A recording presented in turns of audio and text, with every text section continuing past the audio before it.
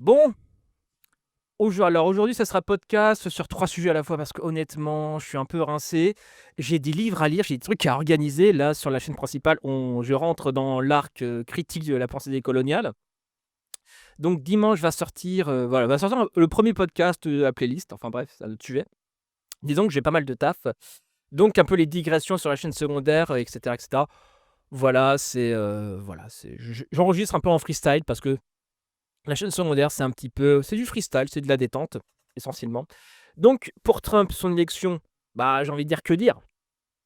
Que dire? Bah, sinon que oui, les 4 ans de néolibéralisme de Biden et Kamala Harris, vu qu'elle était sa vice-présidente, effectivement, bah, ouais, bon, j'ai envie de dire, bon, c'était prévisible. Effectivement, la gauche libérale, est le marchepied du fascisme parce que face aux conséquences concrètes et à l'appauvrissement, tout ça, de la société face, au néolibéralisme, effectivement, bah, les gens, ils votent de la merde. Après sur les grilles de lecture, comme quoi ça serait du masculinisme, il y aurait une part de racisme, je pense que c'est un peu vrai. Mais pour moi, l'élément déclencheur, ça a été vraiment, je vous préviens, je vais pas sourcer du tout.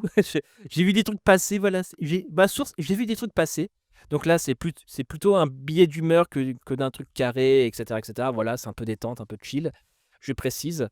Et donc oui, enfin, de mon humble point de vue, de ce que j'ai pu voir à droite, à gauche, l'élément plutôt déclencheur, ça a été plutôt la sortie de l'abstentionnisme, pardon, de gens qui, voilà, qui ne votaient pas et qui, quand ils se sont manifestés, ont plutôt voté pour Trump. Donc, je ne peux y voir qu'uniquement un ras-le-bol d'une politique néolibérale.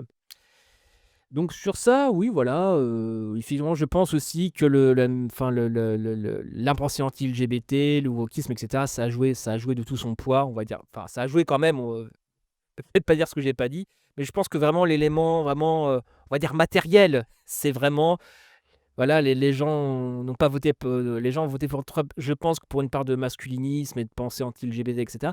Mais je pense que les abstentionnistes, je pense que quand même il y a un côté, il y a un côté économique.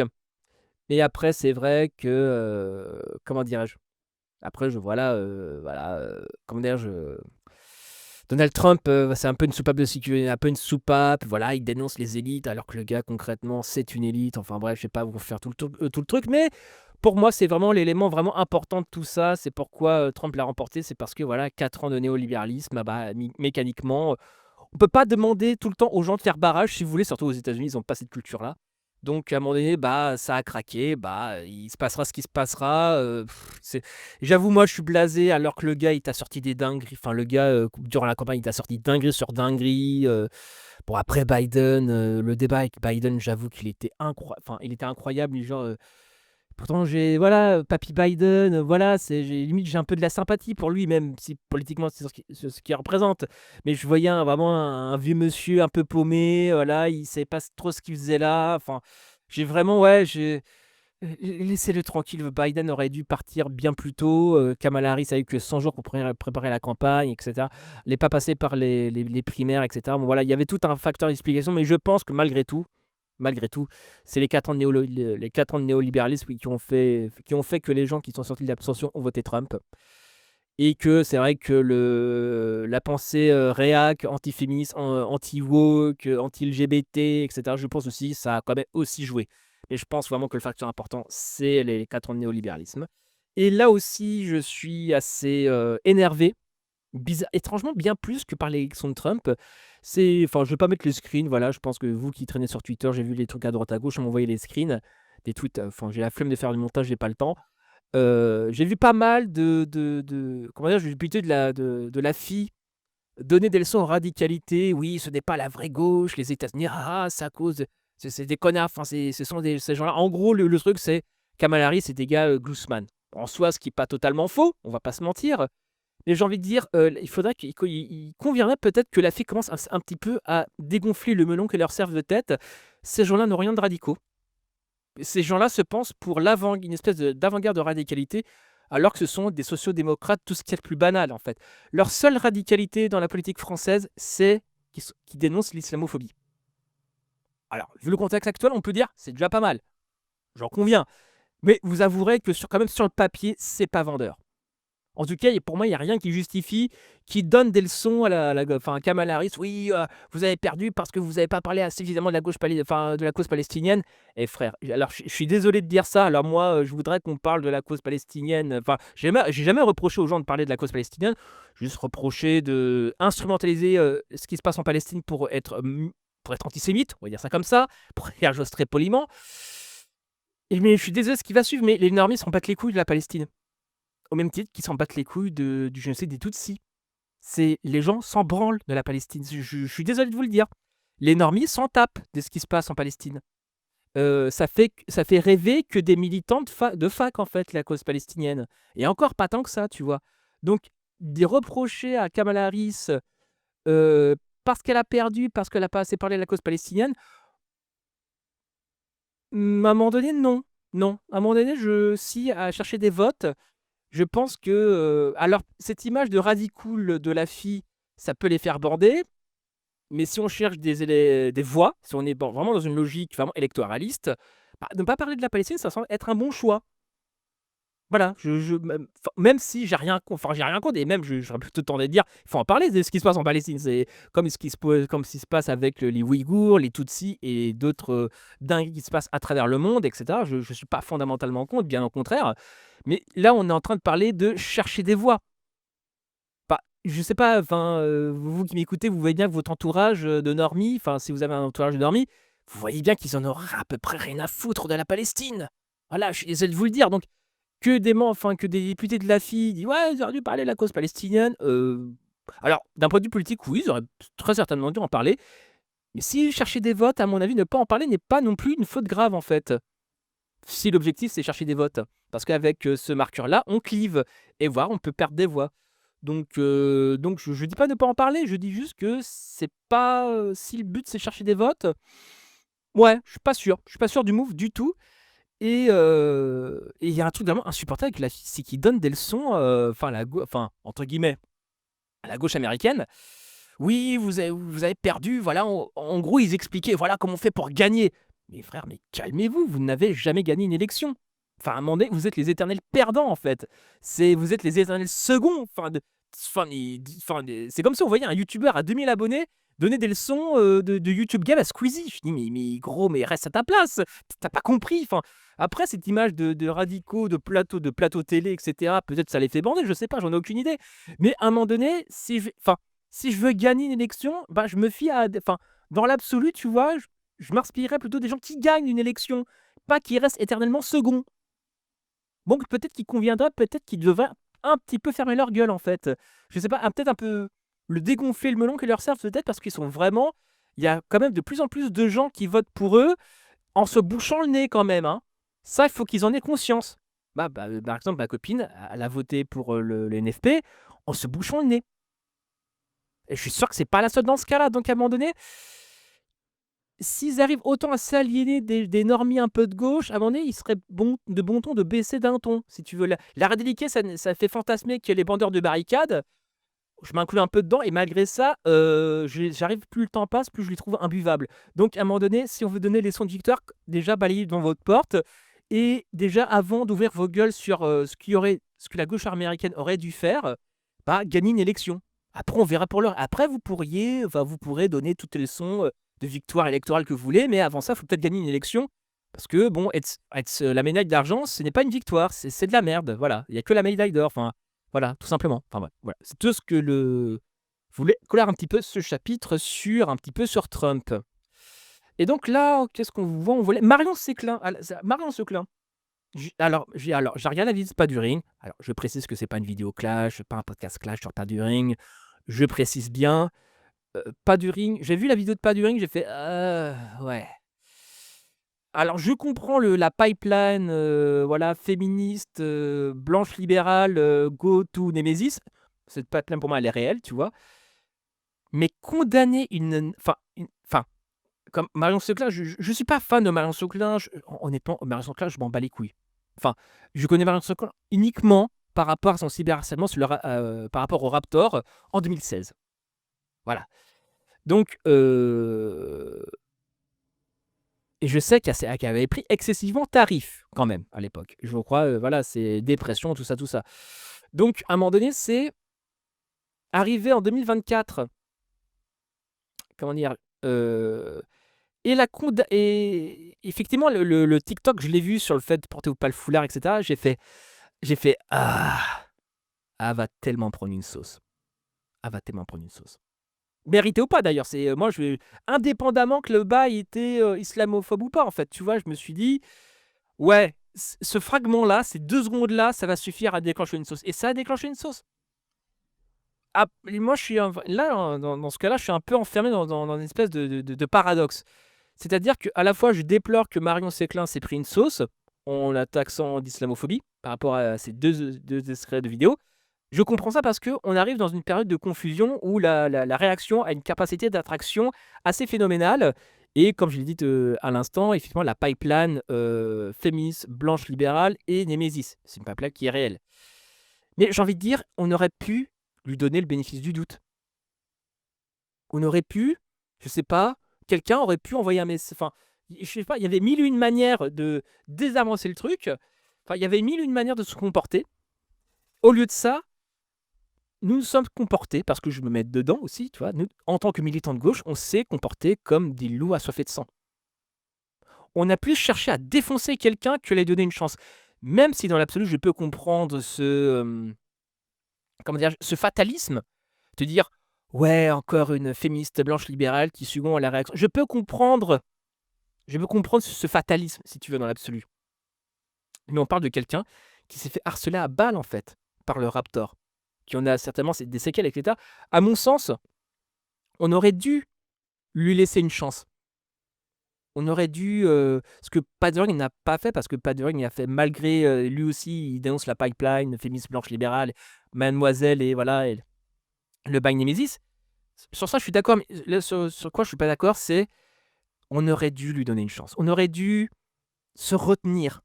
Mais quand bien même, on avait de bonnes raisons, ou en tout cas, ce pattern de... Ouais, voilà, ce pattern blanche libérale, voilà, go to Nemesis. Je comprends. Je comprends les camarades qui se sont dit encore une qui a basculé à droite. Je comprends l'exaspération et je comprends le ras-le-bol profond du bordel. Sur ça, je ne juge pas, je ne jugerai jamais. Mais là, tout ce que je peux dire, c'est on aurait pu lui accorder un peu de crédit. Un petit peu. En tout cas, ne pas la remettre sous le bus comme le Raptor l'a fait. Franchement, je vais le dire honnêtement, on n'a pas été classe. Même si je comprends le fond de somme et le fond de ressentiment, de ras-le-bol, de doute, je comprends à 10 000%, il n'y a pas l'ombre d'un problème.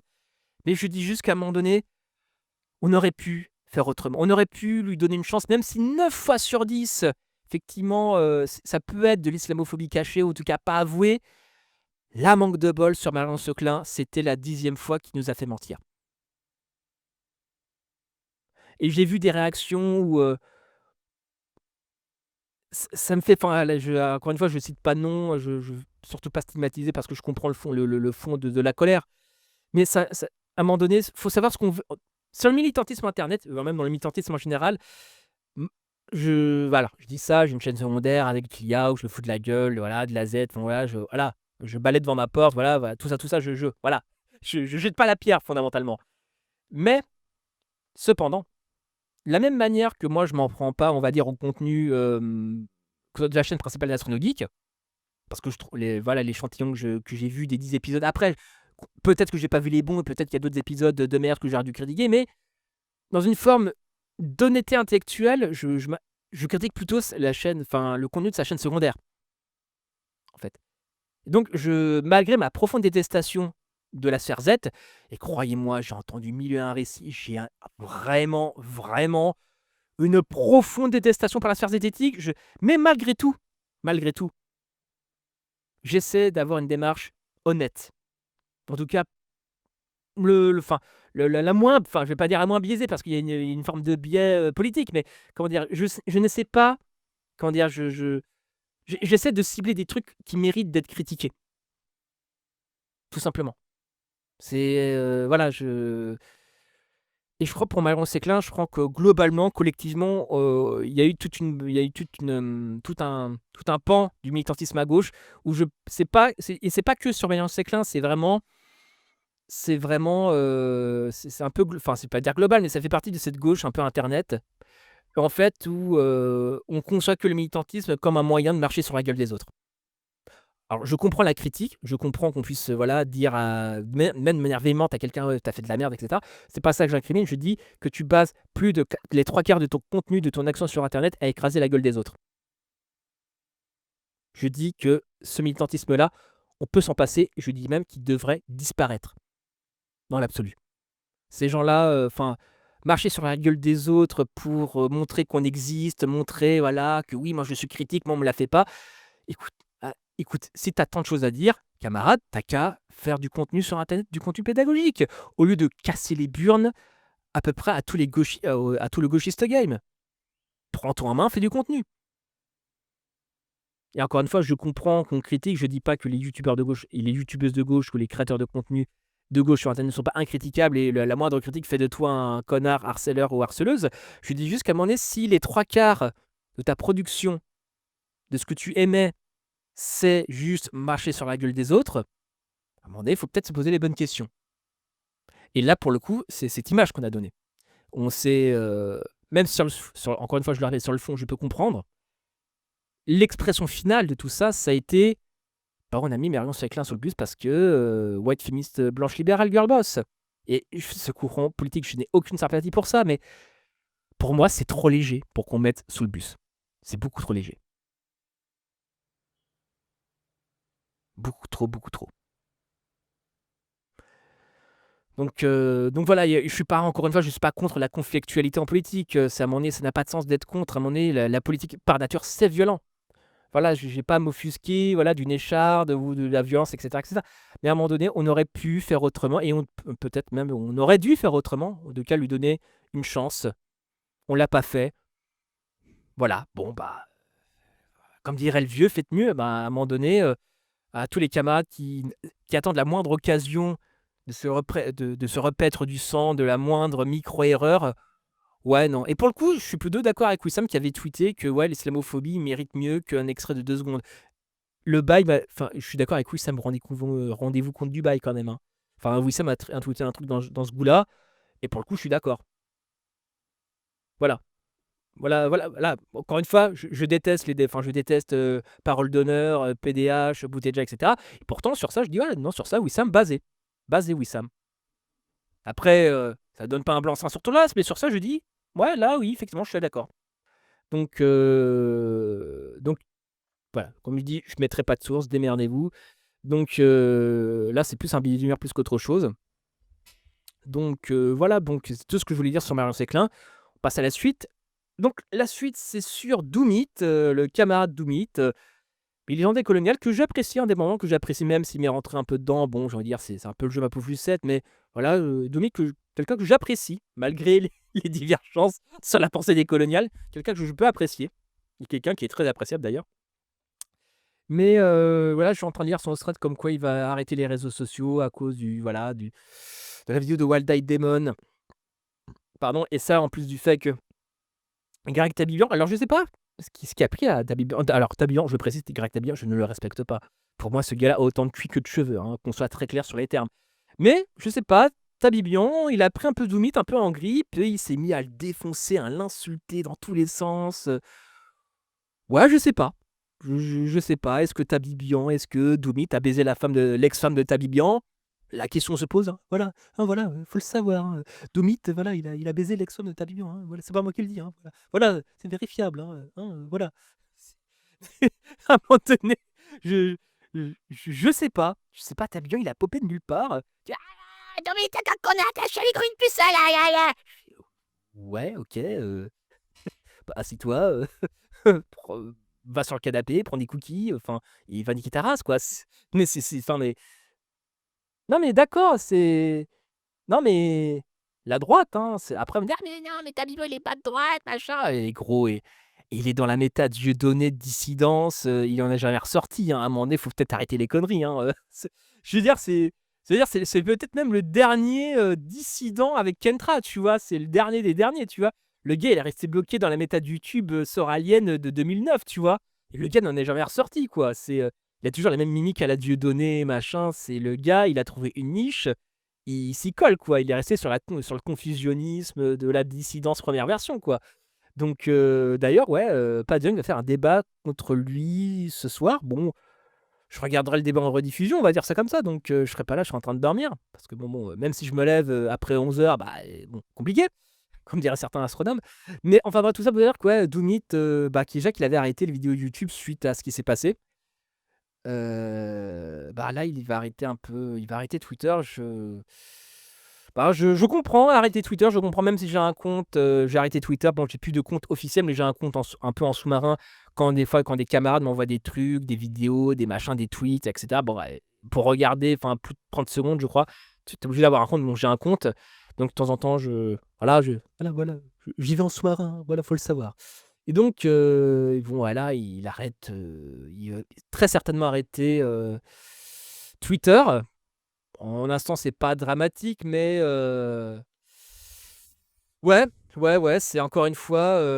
Enfin, moi, j'ai arrêté Twitter pour des raisons qui sont autres. En fait, moi, j'ai même quitté Twitter, même une semaine avant la vidéo de Wild Eye Demon, parce que je pense que j'avais fait un peu le tour de Twitter. Et Twitter, ça vraiment, non, mais ça vampirise l'énergie. Enfin, c'est Twitter, voilà, comme dirait d'autres, voilà, le réseau du shaitan, quoi. Même si j'ai fait des très bonnes rencontres sur Twitter, tu vois, bon, je pense qu'ils se reconnaîtront, tu vois. Mais fondamentalement, c'est vrai que putain, ça reste une sacrée arène enfin, qui dévore ton énergie, je dirais même ton âme. Twitter dévore ton âme. Je vois, enfin, Pseudo qui tweet dinguerie sur dinguerie, enfin, Irrectibility, tweet des trucs de barjo. J'étais là, mais what the fuck, je suis là. Mais c'est quoi, c'est vraiment la fausse à merde, quoi. Et à côté de ça, t'as des tweeteuses qui essaient de relever un peu le niveau, machin. Mais ouais, c'est Twitter, je suis pas mécontent de m'en extirper, mais il y a un côté vraiment addictif dans tout ça. Mais ouais, Doomit, voilà, Doomit. Doomit, si tu m'écoutes, tu sais très bien ce que je pense de tout ça, voilà, je te l'ai dit à plusieurs reprises. Donc voilà, et puis écoute, fais ce qui te semble le mieux pour ta santé. Parce que je crois que Twitter et santé mentale, c'est pas très recommandé non plus, tu vois. Mais ouais, voilà, t'habilles bien, voilà, comme, voilà, j'ai envie de dire, là, le roquet, voilà, le roquet. Ouais. On va être poli, voilà, on va être poli. Le roquet, voilà, le roquet. Le roquet avec une calvasse avancée. Mais, ah non, je taille le physique, j'en ai rien à foutre, hein. À un moment donné, le gars, il sort de nulle part, il insulte tout le monde. Ouais, tu défends les islamistes. Ouais. Et gros, dose un peu, frère, hein. Non, mais ouais, non, mais ça me fait taper des barres parce qu'en 2018, il s'était pris en photo. Je vais pas mettre la photo, vous vous démerdez. Il s'était pris en photo avec Calgebut, Carton Trash et le rappeur dissident en 2018. Il s'était pris en photo avec eux, tu vois. Et le gars, il donne des leçons. Oui, voilà, toi, t'as harcelé Marion Seclan. Et je fais, toi, frère, son harceleur, 2 ans après la vidéo, tu l'as taillé des pipes. C'est bon, dose un peu, frère. Mais le tiers d'indécence, quoi. Le gars, il est putain, mais t'habilles bien, il lèche le cul de tous les faves d'internet. Et après, il est invité, tellement que la langue est râpeuse, est invité à TV Liberté. Et là, oui, non, je suis de gauche, non, qu'est-ce qui vous ferait dire que non, je comprends pas. Et gros, faut pas lui demander d'assumer. Bon, voilà, c'est bon, ça reste habillant, c'est pas non plus, voilà, voilà, le gars est là depuis 10 ans, il fait partie des meubles. Voilà, il est resté bloqué sur la méta-dissidence, voilà, donc à un moment donné, bon, il a son petit public, ses petits revenus, bon voilà, boutiquier sur 20, what do you, enfin voilà, il n'y a rien à entendre de plus de ce genre d'énergumène. Mais voilà, disons qu'il a vu un gauchiste un peu en détresse, ouais, il est arrivé, il a foutu des coups de pied dans les côtes, parce que, enfin, voilà, vu qu'il est gabé comme une baguette parisienne, voilà, le gars, voilà, il a ce genre de courage, tu vois, voilà, en 1v1, il attend que la personne soit un peu à terre, il vient pour s'avaser les côtes, tu vois. Bon, j'espère vraiment que Paduan va le fumer en débat ce soir parce que j'espère qu'il va le soulever parce que vraiment, Tabibian, c'est vraiment, c'est la fausse à merde de l'internet, quoi. C'est vraiment, à partir du moment où tu es invité chez TV Liberté, bon, j'ai envie de dire, est-ce que c'est pas renoncer à une forme d'intelligence? Moi, je pense que oui, mais bon, après, je pense que les bifetons, à un moment donné, voilà, quoi. Et puis, ah oui, aussi les bails qu'il a eu avec Psyodélique, comme quoi Psyodélique l'avait enfoncé, etc. Bon, j'ai envie de dire, on a les amis qu'on mérite, hein. Voilà, quoi. Donc, après voilà, que David Bien avait un peu léché le cul de Psyodélique, je sais pas, je crois que c'était un extrait chez Livre Noir, si je dis pas de bêtises, où il disait: «Oui, ah Psyo il est oui, il a gros le con, c'est de l'art, machin». Je fais: «À la première occasion, Psyo il a mis une cartouche». J'ai envie de dire: «Chais, tiens, bien fait pour toi». Et puis sinon voilà, et puis c'était un petit peu mon billet d'humeur, voilà, je Trump, Marion Seclin, Doumid, voilà.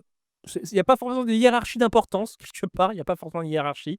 Mais voilà, c'était un petit peu mon avis sur tout ça, voilà, je sais pas ce que vous en pensez. Commente, partage, like, tout ça, tout ça. C'était Martin Etienne de Rigo qui se tend, bisous à vous.